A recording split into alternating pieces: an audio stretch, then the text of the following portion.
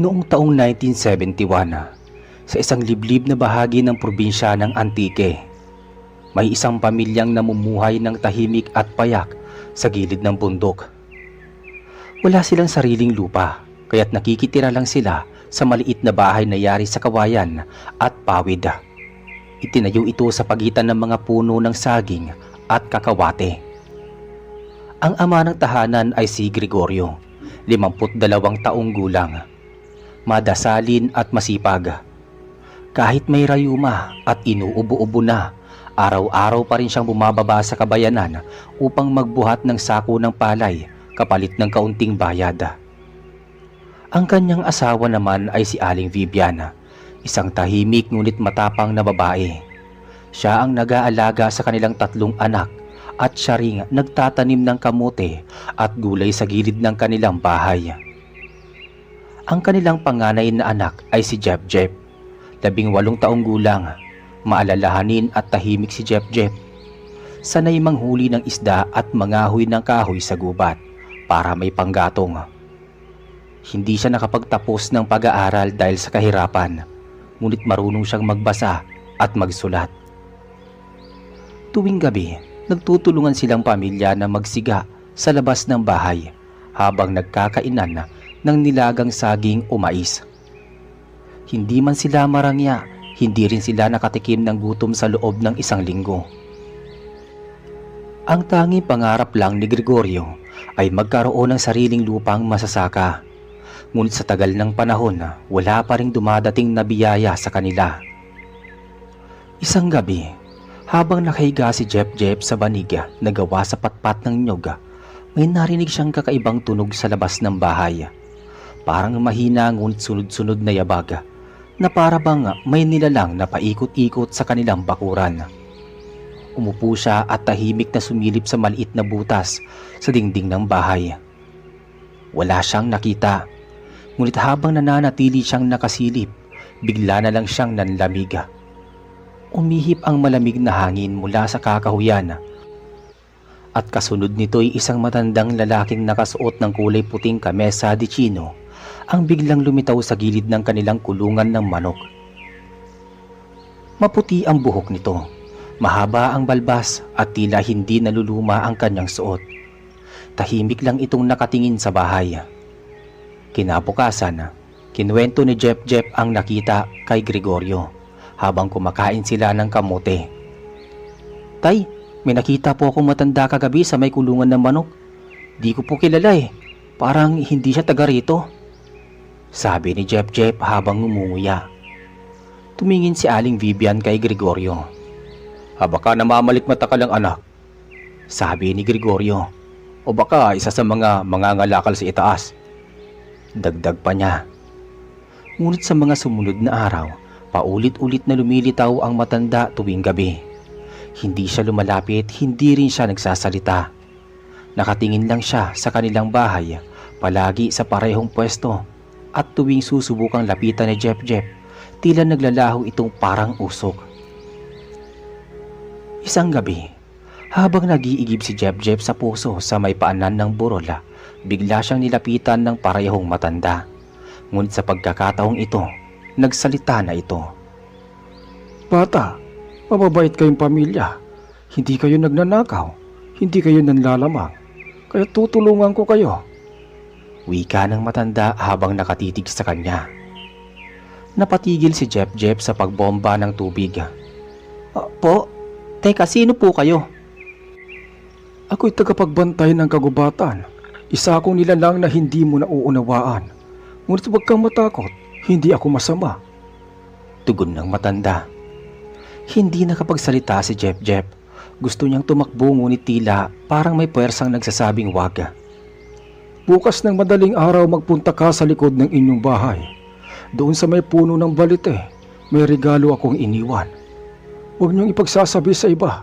Gamitin niyo ito ng tama," sambit ng matanda bago ito naglaho.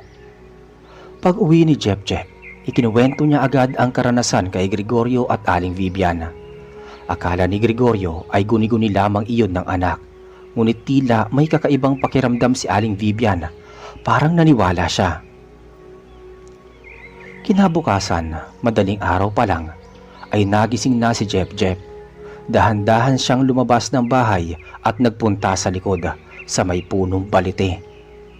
Sa ugat ng puno may nakapatong na maliliit na sisidlang kahoy. May takip ito na parang batik ng isang matandang puno. Binuksan ni Jep-Jep ang sisidlan. Sa loob nito ay may 7 maliliit na butil ng bigas. Makikinis, makintab at tila kumikislap sa sikat ng araw. Ipinakita ito ni Jep-Jep sa kanyang mga magulang. "Nay, tay, ito po yung sinasabi ng matanda." Tinignan ito ni Gregorio. "Hindi ito pangkaraniwang bigas Parang may liwanag sa loob." Kinabukasan niluto nila ang 3 sa mga butil na iyon at hinati-hati nilang mag-anak. Hindi nila mapaliwanag kung bakit, ngunit pagkakain nila'y parang nabusog sila sa loob ng 2 araw. At hindi lang yon, nang magsimulang itanim ni Aling Vivian ang ilang butil sa likod ng bahay, bigla itong tumubo sa loob lamang ng 2 araw. Sa ikatlong araw, may mga bunga na itong palay na higit pa sa normal ang laki. Simula noon nagsimula na ring dumami ang ani nila. Ang mga pananim ay naging luntian, malago at namumunga ng labis-labis. Pati ang malapit na sapa ay nagkaroon ng maraming isda, kahit noon ay halos wala doon. Nagulat ang mga kapitbahay. Nagkakatinginan ang mga iilan. May ilan pa nga nagsimulang magduda. "Bakit parang biglang umasenso ang mga yan?" Bulong ni Tata Ibo sa kanyang asawa. "Baka naman may kinakausap silang kung anong nilalang," sagot ng asawa niya. Ngunit hindi nagpaapekto ang pamilya ni Gregorio. Patuloy pa rin silang namuhay ng simple at hindi nila pinagyayabang ang mga biyayang natatanggap. Pagkalipas ng ilang buwan, lumapit muli ang matanda kay Jep-Jep habang ito'y nasa gilid ng palayan. "Tandaan mo, bata, ang tunay na kayamanan ay hindi sa dami ng ari-arian, kundi sa kabutihang loob. Huwag kayong magbabago." Ngumiti si Jep-Jep. Hindi po, hindi kami magbabago. Salamat po kung sino man po kayo." Tumango ang matanda at tuluyang naglaho, hindi na muling nakita.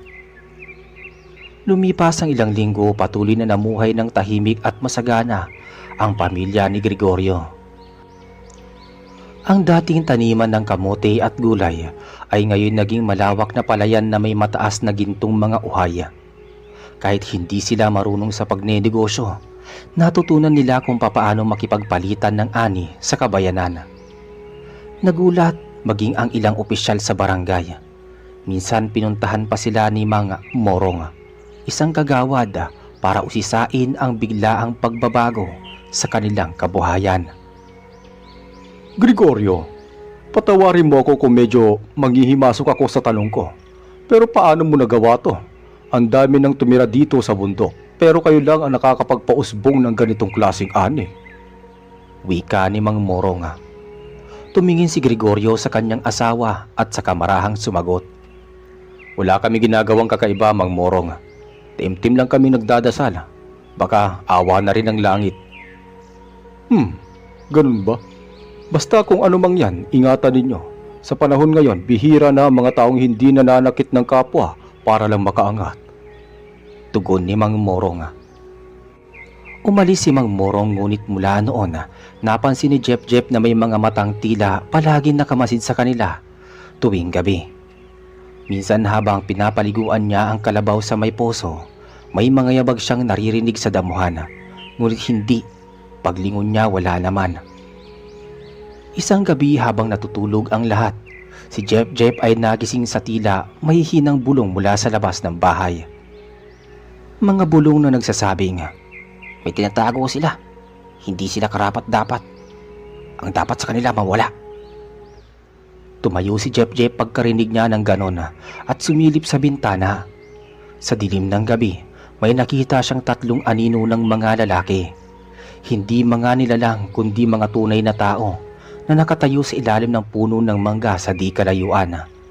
Hindi niya maaninag kung sino, pero halata ang lihim nilang balak. Kinabukasan agad niyang sinabi ito sa kanyang ama. "Tay, May mga lalaki pong palaging nasa may puno ng mangga tuwing gabi. Pakiramdam ko may masama silang binabalak eh. Tumango si Gregorio habang pinupunasan ng pawis sa noo. Hindi na to bako, Jep. Sa mga bawat biyaya may inggit. Pero wag tayo matakot. Ang mahalaga, wala tayong ginagawang masama, anak. Makalipas ang 3 gabi, habang tulog ang buong pamilya, isang malaking apoy ang lumamon sa bahagi ng kanilang palayan. Nataranta si Gregorio. Agad na tumakbo sa gitna ng kadiliman habang hawak ang balde ng tubig. Kasama niya si Jep at ilang mga kalalakihan sa baryo na dumating upang tumulong. Ngunit kahit anong gawin nila, tila mabilis na kumalat ang apoy na parabang sinadyang buhusan ng langis. Pagkatapos ng halos 2 oras, naapula din ng apoy. Ang kalahati ng kanilang ani ay naabo. Naupo si Aling Vivian sa lupa, hawak ang natirang uhay na tanim na bago ang mga dulo. Tila sinasadya na talaga nila, mahinang bulong ni Aling Vivian. Kinabukasan, may dumating na matandang babae na nakasuot ng pulang saya at may daladalang supot ng tuyong dahon. Siya ay si Sonia, isang matandang albularya mula sa kabilang baryo. Dinala siya ni Tata Ibo upang tumulong na maglinis ng masamang espiritu sa kanilang bakuran. Napag-utusan akong dumaan dito. Hindi normal ang pagkasunog ng mga palay ninyo. May mga taong naiinggit sa biyayang taglay ninyo at pinagsabihan nila ng masasamang nilalang. Nagulat si Jep. Ano pong ibig niyo sabihin? May nag-ali ng itim na manok sa sapa kagabi. Ang layunin sirain ng grasya sa bahay na to, sabi ng albularya. Tumingin si Aling Sonia kay Gregorio. Gusto ko lamang kayong paalalahanan. Kapag nakialamang tao sa kung anong hindi para sa kanila, may balik. Pero huwag kayong matakot. May nagbabantay sa inyo. Yung matanda po ba sa gubat? Singit ni Jep. Ngumiti si Aling Sonia, saka tumango. Isa siyang tagapangalaga. Isa siyang engkanto ng kalikasan. Hindi siya basta-basta. Kung ginantihan kayo ay karapat dapat din kayong lumaban. Ngunit huwag sa paraang marumi, sabi ng albularya. Kinagabihan muli na namang dumating ang engkantong matanda kay Jep habang siya ay naguhugas ng kamay sa sapa. Bata, hindi lahat ay masaya para sa kabutihan ng iba. Ngunit hindi ko kayo iiwan. Narito muli ang aking regalo. Iniabot sa kanya ng engkanto ang isang maliit na palayok na gawa sa luwad. Sa loob nito ay may 3 pirasong itim na bato na tila makinis at may kakaibang kislap. Ilubog mo ang mga batong ito sa gitna ng inyong palayan. Hindi na kayo muling masasaktan ng apoy o tagtuyot. Ngunit tandaan mo, gamitin mo lamang ito para sa kabutihan. Kapag ginamit sa masama, kusang mawawala ang lahat. Pagka-uwi ni Jep, agad nilang inilagay ni Gregorio ang mga bato sa gitna ng lupa. Kinabukasan, laking gulat nila nang makita nilang may tumubong bagong uhay kahit wala pang 1 linggo mula nang masunog ang taniman. At hindi lang basta tumubo, mas malaki, mas luntian at mas mabango pa ito kaysa dati. Muling bumalik ang kasaganaan sa pamilya, ngunit habang sila'y nagpapasalamat sa biyaya, sa kabilang baryo may isang lalaking galit na galit habang pinagmamasdan ang lumalaking ani ng pamilya ni Gregorio. Yun ay si Antona, ang anak ng isang mayamang magsasaka, ay isa sa mga lalaking dati nagtatambay sa ilalim ng punong mangga. Bakit sila? Bakit sila ang nabibiyayaan? Wala nga silang sariling lupa eh. Sigaw ni Anton na habang pinupunit ang lumang sako sa galit. Kung hindi tayo kikilos, mauubusan tayo. Maraming hindi alam sa paligid na ito. Marami pang nilalang sa gubat. Baka kailangan lang nating hanapin sila, sabi naman ng kasamahan niyang si Mang Murong. Hindi nila alam may mga matang matagal nang nakamatid sa kanila at ang engkanto hindi basta-basta nagpapalapit sa mga may masasamang hangarin. Sa mga sumunod na linggo, muling bumalik sa normal ang pamumuhay ng pamilya ni Gregorio. Sa kabila ng mga pag-uusisa at lihim na inggit mula sa ibang taga-baryo, pinili nilang magpakumbaba at huwag magyabang. Nanatili silang mapagkumbaba, si Gregorio, at tinuro pa niya sa ibang mga kapitbahay kung papaano alagaan ang lupa kahit alam niyang wala silang kaparehong biyaya. Isang hapon habang abala si Jeff sa pag-aani ng palay, may dumaan na batang lalaki sa kanilang bukid. Ito'y anak ng isang magtataho sa kabilang baryo, si Nardo. "Kuya Jeff, may naghahanap po sa inyo, matandang babae po. Naghihintay po sa may tulay sa may ilog." Agad na iniwan ni Jeff ang kanyang ginagapas at nagtungo sa tulay. Doon nakita niya si Aling Sonia, nakasuot ng lumang bestida at may hawak na bungkus ng dahon-dahonan. "May babala ako, Jeff. Nararamdaman ko ang galaw ng dilim sa paligid ng baryo ninyo. May mga taong lumalapit sa mga nilalang na hindi nila kilala at ginagamit ito sa pansariling interes." Wika ni Aling Sonia. Naguluhan si Jeff. Tungkol po ba ito kina Anton?" Tumango si Sonia. "Hindi sila titigil hanggat hindi kayo tuluyang nawawala. Nararamdaman ko rin na may isang nilalang mula sa gubat ang nilapitan nila. Isa itong engkantong hindi katulad ng inyong tagapagbantay. Isa itong nilalang na may kapalit ang bawat biyaya," sabi ng albularya. Kinabukasan habang natutulog si Gregorio, napanaginipan niya ang isang bangungot. Isang malaking itim na nilalang, may 4 na mata at mahabang kuko na papalapit ng papalapit sa kanilang bahay. Nagising siyang pawis na pawis. Agad niyang tinawag si Jeff at kinuwento ang napanaginipan. "May darating na panganib, anak. Kakaiba ito. Hindi ko mapaliwanag pero ramdam ko." Lumipas ang mga araw na may kabang bumabalot sa bawat kilos ng pamilya. Hindi na gaanong lumalabas si Aling Vivian, habang si Jeff naman ay mas naging alerto sa bawat tunog at galaw sa buong paligid. Isang gabi, habang tahimik na natutulog ang lahat, biglang kumulog ng malakas. Kasunod nito ang isang matinis na tunog mula sa likod ng bahay. Agad na bumangon si Jeff at lumabas upang silipin ito. Sa likod ng kanilang bahay sa may puno ng balite, may makikitang apoy na tila sumisiklab mula sa lupa. Agad na sinundan ito ni Gregorio habang may hawak na gulok. Paglapit nila sa puno, may isang hugis taong nilalang na nakatayo. Subalit mistulang gawa sa usok at abo ang anyo. Mabilis ang galaw nito, parang alon na kumakawala sa hangin. Tinignan ito ni Gregorio at Jeff. "Kayo ang hadlang. Ang biyaya ninyo ay laban sa aming layunin." Biglang tumunog ang kulog at sa gilid ng puno lumitaw ang matandang engkanto na una nang tumulong sa kanila. "Ako ang nagbabantay sa kanila at hindi ko hayaang sirain ninyo ang kanilang kabutihan." Nagharap ang dalawang nilalang. Ang isa ay may liwanag, ang isa ay pawang kadiliman. Humugot ng puting liwanag ang engkanto na tagapagbantay at hinampas ang nilalang ng usok. Nagsagupaan ang dalawang puwersa. Niyanig ng ingay ang buong paligid at ang lupa sa palibot ng puno ay tila gumalaw. Nagising si Aling Vivian at agad na lumabas ng bahay. "Gregorio! Jeff! Nay, wag po kayo lumapit!" Sigaw ni Jeff habang pilit na hinahatak ang kanyang ama palayo sa naglalabang mga nilalang. Maya-maya pa'y bumalot ang makapal na liwanag sa buong lugar at sa isang iglap nawala ang nilalang na usok. Naiwang nakatayo ang matandang engkanto at bahagyang nakayuko, tila ng hina. "Hindi siya nag-iisa. May mas marami pa sa kanya. At sa likod nila, may taong may pusong batbat ng inggit at kasakiman." Bago ito tuluyang maglaho, iniabot nito ang isang maliit na bato kay Jeff. "Ilagay mo ito sa ilalim ng inyong bahay. Ito ang magsisilbing harang sa anumang puwersa ng kadiliman." Isinagawa agad ni Jeff ang bili ng engkanto.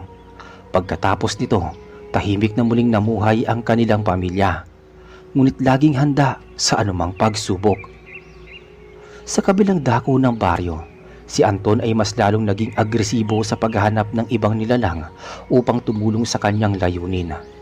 Nakumbinsi niya si Mang Murong na lumusong sa pusod ng gubat upang doon humingi ng tulong sa itim na nilalang na dating sinasamba ng ilang mangkukulam sa kanilang bayan. Sa gitna ng masukal na kagubatan, narating nila ang isang lumang altar na yari sa bato at punong napapalibutan ng tinik. Dito raw nanananahan ang nilalang na kayang magbigay ng kapangyarihan kapalit ng alay. Bulong ni Mang Murong habang nakatingin sa madilim na usok ng kagubatan. Handa na ako mag-alay ng kahit ano. Wika ni Anton, kahit buhay ng kalaban basta magtatagumpay ako. Dagdag pa niya. Mula sa dilim, lumitaw ang isang nilalang na tila kalahating tao, kalahating hayop. Mahaba ang sungay nito. Ang balat ay tila uling at ang mga matay pulang-pula. Handa ka bang talikuran ang liwanag? Tanong ng nilalang. Handa ako, sagot ni Anton. Inumin mo ito. Sabay abot ng isang kupas na sisidlang may madilim na likido. Walang pag-aalinlangan, ininom ito ni Anton. Sa loob ng ilang segundo, nagbago ang kanyang balat. Nanigas ang kanyang mga ugat at ang kanyang mga mata ay naging maitim. Tinatawanan niya si Mang Murong na ngayon tila natatakot na sa kanyang nakita. Mula noon na, nagsimula na ang sunod-sunod na trahedya sa buong baryo. Marami ang hayop na namamatay. Ang ilan na pananim ng mga karatig lugar ay biglang natuyo. Ang mga bata nagsimulang magkasakit ng hindi mapaliwanag. Maging ang mga matatanda ay nagsabing may mabigat na presensya tuwing gabi. At isang gabi, may muling narinig na kaluskos sa paligid ng bahay kay Mang Gregorio. Tay, narinig mo ba yon? Tanong ni Jep. Tumango si Gregorio at kinuha ang lumang itak. Mag-iingat ka anak, pakiramdam ko, hindi to gaya ng mga nauna. Sa likod ng bahay, may bakas ng sapatos sa lupa. Malaki ito, mabigat ang bawat hakbang. Habang sinusundan nila ito, napansin nilang papunta ito sa gilid ng ilog kung saan dating nagpakita ang engkanto. Biglang may lumitaw na nilalang, hindi na usok kundi isang lalaking tila nawalan na ng kaluluwa. Si Anton. Sa wakas magkaharap din tayo. Bulong ni Anton na tila iba na ang boses, parang dalawa ang dila. Nagkaharap si Gregorio at ang nilalang na si Anton sa gitna ng dilim. Habang si Jep ay tahimik na nagdasal at inihanda ang itim na bato na ibinigay ng engkanto na nasa kanyang bulsa. Biglang humigpit ang hangin, parang may mabigat na presensyang bumalot sa paligid. Napatigil si Gregorio sa paglapit kay Anton habang si Jep ay dahan-dahang nilalabas ang itim na batong ibinigay ng engkanto. Hindi mo ako kilala, ha? Hindi na ako ang dating ako. Lahat ng ito ay dahil sa inyo. Kinuha ninyo ang biyayang dapat ay sa amin. Wika ni Anton. Hindi kami kumuha ng anuman. Binigay sa amin ito at hindi namin ito ginagamit para mang-abuso. Sagot ni Gregorio. Para sa inyo, oo. Pero para sa amin, kayo ang hadlang. Pulalas ni Anton sabay galaw ng kanyang kamay. Mula sa lupa biglang lumitaw ang mga ugat na tila ahas. Gumapang ito papuntakin na Gregorio at Jep. Mabilis na lumundag si Jep palayo habang hawak pa rin ang bato. Tay, sa tabi ko! Tumalon si Gregorio sa tabi ng anak at magkasabay silang tumakbo papalayo. Ngunit mabilis si Anton, tila may lakas ng hayop. Hinabol niya ang mag-ama at sa isang iglap, napalibutan na sila ng mga makakapal na damong may tinik. Hindi kayo makakatakas. Habang lumalapit si Anton, biglang nagliwanag ang itim na bato sa kamay ni Jep. Nangniningning ang kanyang katawan pero mariin niyang hinawakang mabuti ang bato at ito'y kanyang itinaas. Maya-maya pa, parang binaril ng kidlat si Anton. Napatras ito, Nagsimulang sumigaw habang kumikirot ang kanyang balat na parang sinunog ng hindi nakikitang apoy. Lumiwanag ang paligid. Ang bato sa kamay ni Jep-Jep ay nagbitaw ng isang bugso ng liwanag na tumama kay Anton. Napaluhod ito at mula sa kanyang katawan ay lumabas ang itim na usok na tila buhay. Kumakawala, umiiyak, naghahanap ng bagong sisidlan. Nang humupa ang liwanag, si Anton ay nalugmok sa lupa. Ngunit hindi pa rin siya patay. Umuungol ito, tila may pinagsisisihan. Anong nangyari sa akin? Nilapitan siya ni Gregorio. Dahan-dahan, hawak pa rin ang itak. Isa kang tao, Anton. Nagsimula ka na rin sa lupa at pawis katulad namin. Pero pinili mong balutin ng kasamaan ang puso mo. May inggit. Humikbi si Anton. Akala ko makakabawi kami. Makakaganti kami. Pero mas lalo akong nawala. Sabi ni Anton. Sa di kalayuan, muling lumitaw ang matandang engkanto. Hindi pa huli ang lahat, ngunit kailangan mong talikuran ang kasamaan na nagbigay sa iyo ng lakas. Hinawakan ng engkanto ang noo ni Anton at sa isang iglap, nawalan ito ng malay. Dinala siya ng mga alon ng hangin papunta sa paanan ng bundok kung saan siya'y pansamantalang hihimlay. Hindi pa tapos ang dilim. May mga nilalang pa sa kagubatan na kinakausap ng mga taong sakim. Ngunit may mga gaya ninyo na kahit payak ang buhay, pinipiling maging tapat. Kayong magpapalakas sa liwanag. Tumango si Gregorio at Jep-Jep. Hindi po kami titigil sa pagiging mabuti kahit paanong pagsubok, sabi ni Jep-Jep. Bago tuluyang maglaho ang engkanto, iniwan niya ang isang maliit na sisidlan ng langis.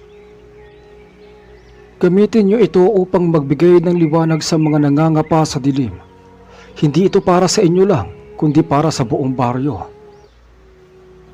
Kinabukasan, isinama ni Gregorio at Jep-Jep si Anton sa kanilang bahay. Wala pa itong malaya, ngunit pansin nilang bumalik na ang dating kulay ng balat nito. Tinulungan siyang gumaling at sa loob ng ilang linggo, muling nakalakad si Anton. Pagmulat ng kanyang mata, unang-una niyang sinabi, "Patawad sa lahat ng nagawa ko." Lumipas ang mga buwan. Ang biyayang bigay ng engkanto ay hindi na lamang nananatili sa pamilya ni Gregorio. Unti-unti nila itong ibinabahagi sa kanilang mga kapitbahay. Nagturo si Aling Vivian ng wastong pagtatanima habang si Gregorio ay gumagawa ng irigasyon mula sa sapa upang maabot ng tubig ang mga kalapit na taniman. Si Jep-Jep naman ay naging gabay sa mga kabataan ng baryo. Itinuturo ang kahalagahan ng kasipagan at kabutihang loob. Sa gitna ng bundok ng Antique, may baryong hindi mayaman sa ginto, ngunit sagana sa biyaya, pagkakaisa at kabutihan. At sa bawat gabi ng katahimikan, sa ilalim ng punong balite, may isang matandang engkanto na nakangiti habang pinagmamasdan ang liwanag na tinanggap ng isang pamilyang marunong gumamit ng tamang regalo. Makalipas ang 6 na buwan, tila naging tahimik muli ang baryo sa paanan ng bundok. Ang dating kalagim-lagim na gabi ay napapalitan ng liwanag ng lampara at halakhakan ng mga batang naglalaro sa may pila-pila. Muling nagbukas ang maliliit na pamilihan sa tabing ilog at dumami na rin ang mga nagtatanim sa paligid ng mga lupain. Ngunit sa kabila ng kapayapaang iyon, may iilang gabi na muling nakakaramdam si Jep-Jep ng hindi mapaliwanag na kilabot. Tuwing 2:00 na madaling araw, nagigising siyang tila may malamig na hiningang dumadaan sa kanyang batok. At tuwing lalabas siya upang silipin ito, ang ilaw ng kanilang lampara ay parang kusang napapatay. Isang gabi habang nakaupo siya sa may hagdang kawayan at nakatanaw sa palayan, may narinig siyang isang mahinang huni at tila hindi karaniwang ibon.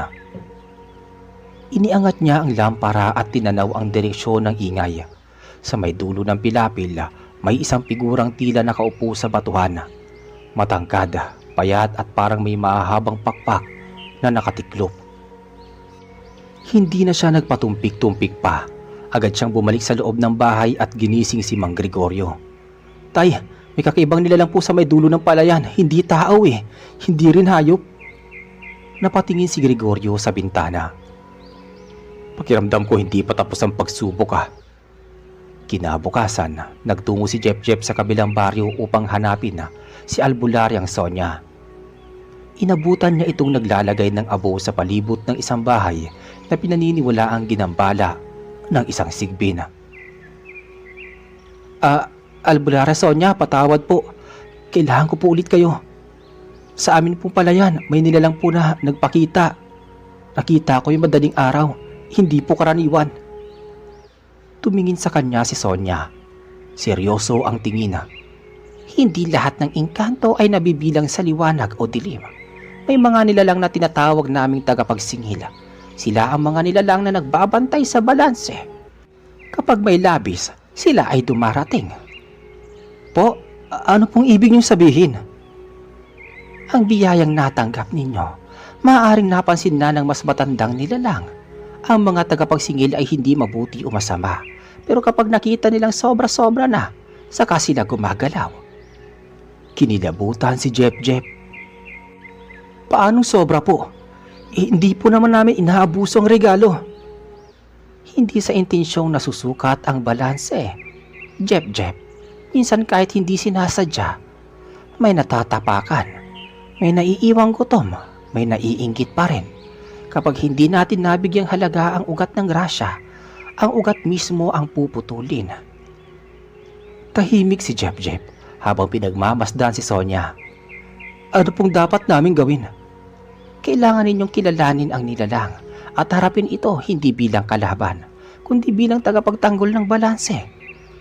Kailangan mong ibalik ang respeto sa pinagmula ng biyaya at kung kinakailangan isakripisyo ang bahagi ng tinanggap ninyo. Kinagabihan, muling bumalik sa may pilapil si Jep. Sa kanyang kamay dala niya ang lampara at ang maliit na palayok ng langis na ibinigay noon ng engkanto. Sa tabi niya ay si Mang Gregorio. Tahimik at handang tumayo anuman ang mangyari. Pagkarating nila sa dulo ng palayan, muling nagpakita ang nilalang. Sa liwanag ng lampara kitang-kita ni Jep ang balingkinitang katawan nito. May balat na tila pinagsamang kahoy at abo, at ang mga matay kulay abong asula. Hindi ito kumikibo, tila nagsusuri lang. Hindi kami dumito para manira ng balanse. Hindi namin hinihingi ang biyaya para yumaman. Ginagamit lang namin ito para mabuhay. Sabi ni Jep. Sa bawat grasya, may dapat na alay. Ang mga engkanto ng liwanag ay nagbibigay ngunit kailangan may bumawi ng labis. Hindi kayo ang problema, kundi ang kawalan ng kabayaran. Wika ng nilalang. Tumindig si Gregorio. Kung kailangan namin magsakripisyo, sabihin mo. Ilang segundo lang ang lumipas, bumuga ang malamig na hangin ng nilalang. Isang bahagi ng inyong ani, isang bahagi ng lupa. Alay ninyo tuwing huling buwan ng tag-ani, hindi para sa amin, para sa kagubatan, para sa mga nilalang na ginising ng balanse. Tumango si Jep. Magsasagawa kami ng pag-aalay taon-taon sa parehong araw nang nagsimula ang lahat ng ito. Nang marinig ito ng nilalang, dahan-dahan itong naglaho sa hangin. Naiwan sa hangin ng huni ng huling salita, na salitang balanse. Simula noon, tuwing huling Biyernes ng Oktubre, ang pamilya ni Gregorio ay nagsasagawa ng munting ritual sa gilid ng palayan. Nag-aalay sila ng bahagi ng kanilang ani sa ilalim ng punong balete. Hindi para magpasikat kundi bilang pasasalamat at pagpapanatili ng balanse. At mula noon, hindi na muling lumitaw ang mga nilalang ng dilim sa paligid ng kanilang tahanan. Ngunit sa dulo ng kagubatan, may isang taong patuloy na gumagala. Si Mang Morong. Hindi pa siya sumusuko sa paghahanap ng ibang nilalang dahil sa pagkawala ni Anton sa baryo at ang kanyang pagkasira ng pangalan. Buo ang kanyang layunin na gumanti. At ang dilim hindi pa tuluyang natutulog. Makalipas ang ilang buwan mula nang huling magpakita ang tagapagsingila, nanatiling payapa ang baryo. Ang tag-unang pag-aalay tuwing huling Biyernes ng Oktubre ay naging bahagi na ng kultura ng lugar. Maging ang mga kabataan ay natutong rumespeto sa kalikasan, sa lupa at sa mga nilalang na hindi nila nakikita. Ngunit sa kabilang panig ng kabundukan sa isang lugar na halos hindi naaabot ng mga taga-baryo, unti-unting naitatayo ang isang kupong gawa sa pinagtagpi-tagping kahoy, pinatigas ng tuyong dugo ng hayop at pininturahan ng uling at abo. Nasa loob nito si Mang Morong, payat, nangingitim ang balat at may mata na tila lagi ng gising. Sa kanyang harapan ay nakalatag ang isang retaso ng lumang papel, talaan ng mga nawawala, larawan ni Anton at mga guhit ng mga nilalang na sinasabi ng mga engkanto at matatanda. Hindi sila mga Diyos at lalong hindi rin sila dapat sambahin. Bulong niya na medyo naggasgas na ang boses at nag-iba na habang ginugutay-gutay ang isang piraso ng balat. Kung kaya nilang magbigay at bumawi, kaya rin silang pag-aralan at pataubin. May bagong apoy sa kanyang dibdiba, hindi na paghanga o pagkasabik sa misteryo, kundi paghihiganti. Sa isang sulok ng kubo niya, isang sirang lampara ang nagningning. Mula ito sa baryo ni na Gregorio at sa ibabaw ng lamparang iyon ay nakaukit ang isang lumang salita. Hindi lahat ng biyaya ay galing sa liwanag. Minsan ang dilim ang nagtatakda kung sino ang karapat-dapat. Sa kabilang banda, patuloy na ginugugol ni na Jep at Gregorio ang mga araw sa pagtatanim at pagtuturo sa mga kabataan ukol sa kahalagahan ng lupa, ng hangin at ng tahimik na pamumuhay. Minsan, lumalapit pa rin sa kanila si Albularia Sonia upang alamin kung may pagbabagong enerhiya sa paligid. Sa ngayon tahimik pa, pero may gumagapang na sigwa sa kabilang panig ng kagubatan. Hindi ito engkanto, hindi rin tao. Parang pinaghalong galit at pagkaulila. Napatingin si Mang Gregorio kay Jep. Si Mang Morong ba? Sabay nilang nasambit. Isang gabi, tahimik ang baryo. Isang itim na uwak ang dumapo sa bubong ni Nanay Jep. Napasigaw ito ng walang tunog. Paglabas ni Jep, may nakita siyang nakasabit na supot sa sanga ng punong mangga. Sa loob nito isang baling piraso ng mutyang ibinaon noon na dating ibinigay ng engkanto. Pero ngayon kulay abo na ito. May mga bitak at tila buhay pa. Hindi na muling nakita si Mang Morong matapos ang huling gabi ng Nobyembre.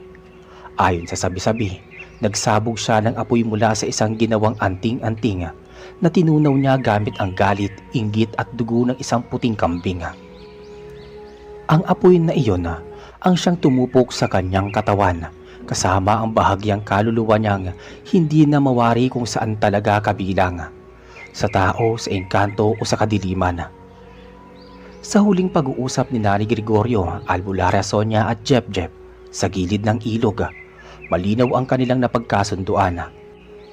Ang biyaya ay hindi dapat abusuhin, ang takot ay hindi dapat sambahin, at ang kalikasan ay hindi laruan, kundi buhay na nilalang na marunong gumanti. Lumipas ang mga taon na ang baryo ay nanatiling tahimik. Taon-taon nag-aalay pa rin sila ng palaspas, bigas at hinog na bunga tuwing Oktubre. Ngunit hindi ito isang alay ng takot kundi alay ng pasasalamat. Si Jep naging bagong tawagbantay ng kagubatan. Kahit wala siyang kapangyarihang engkanto, batid ng kalikasan ang kanyang layunin. Itinuring siyang anak ng lupa, at sa bawat pagpatak niya at pagtapak sa kagubatan, gumagaan ang hangin, gumaganda ang ani, at lumalalim ang gabi. Hindi sa takot, kundi sa kapayapaan. Si Gregorio naman ay naging guro sa mga kabataan.